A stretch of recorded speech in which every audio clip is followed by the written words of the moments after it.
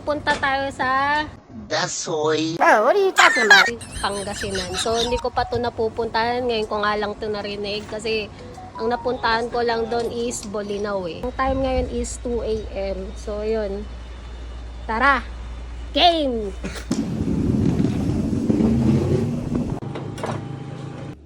First stop namin dito at San Carlos City, Pangasinan. So, from Manila to San Carlos, Pangasinan, bumiyahe kami ng 3 hours and 10 minutes via expressway. After San Carlos, service road na ang dinaanan namin. 6:33 a.m. nasa Labrador, Pangasinan na kami. Second stop, Shell Alaminos, Pangasinan. Uy, paparos nyo!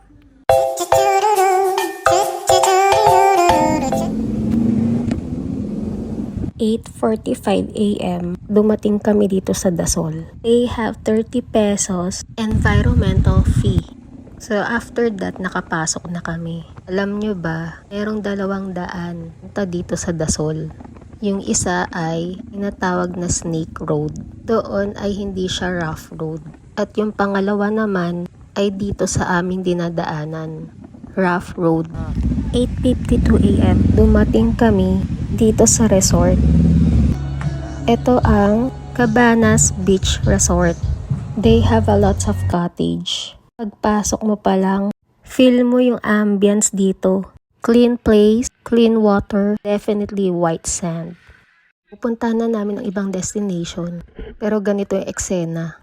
Anong ginagawa mo?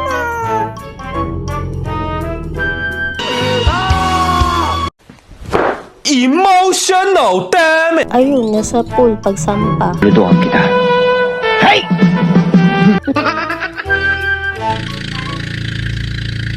So pumalaot kami ng alas 5 na ng hapon. Our first destination is Crocodile Island. Wala itong sand. Because of the rock formation, they call this Crocodile Island. Dahil hapon na high tide at delikado, malakas ang alon so hindi kami nakapag-diving. Our second destination, Culebra Island. Maliit lang na island to sa Dasol, Pangasinan. So isa ito sa top tourist spot. Grabe, sobrang ganda ng sand dito. Feeling ko pwede mag-camping dito. Kasi may mga cottage dun sa taas. But hindi siya advisable for kids. So ayun na nga guys, andito tayo sa Culebra Island dito sa Dasol, Pangasinan. So syempre kasama natin dito sila Rides with Kagome and Rosh G. Tingnan nyo. Papansin nyo lahat ng daanan namin puro ganyan. May mga rocks na pinagpatong-patong. Dito, so dito kami sa tuktok ng island.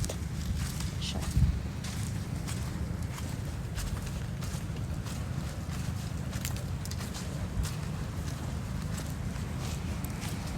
Maganda dito kasi yung sand dito is white sand.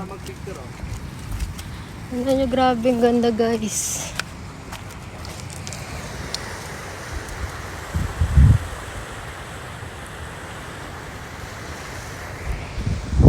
Ganda.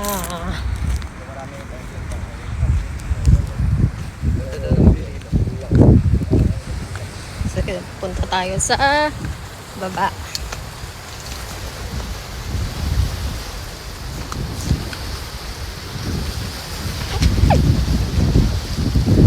Grabe, dami dito malalaking rock.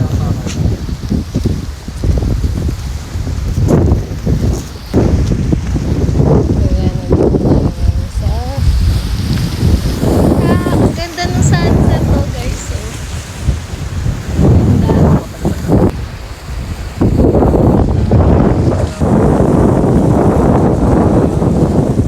Actually, ang ganda ng timing namin dito sa island kasi sunset na, palubog na yung araw. So magandang timing.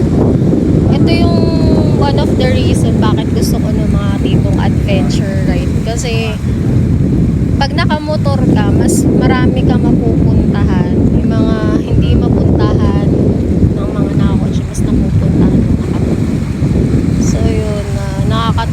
kasi first time namin makapunta dito sa ito yung nakita namin. Ang ganda pala ng resort na to. So ito sa resort na to, makikita nyo yung sand niya. Ang napakalinis ng tubig. Tsaka white sand siya. Para siyang parang puwerto. Napakalinis. Ready na ba kayo?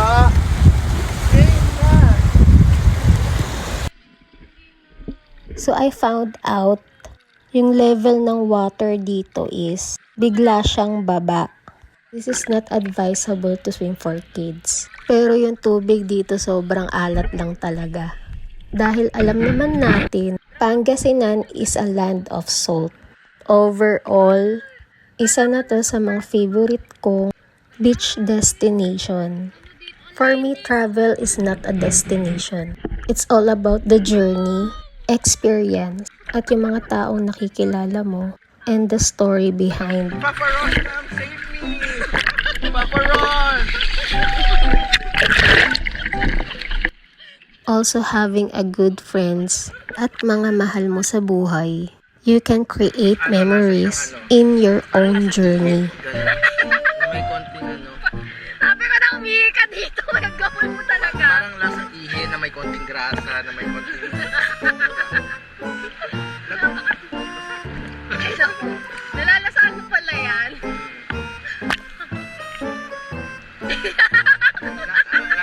may konting lasang grasa eh. Higa! Isa ba? Dark na color na yun. Malalim na dun. So, hindi kami pwede. Kasi as in talagang bigla siyang lalim. Gabi na kaya babalik na kami sa resort. Grabe, sobrang feel welcome kami sa resort na to.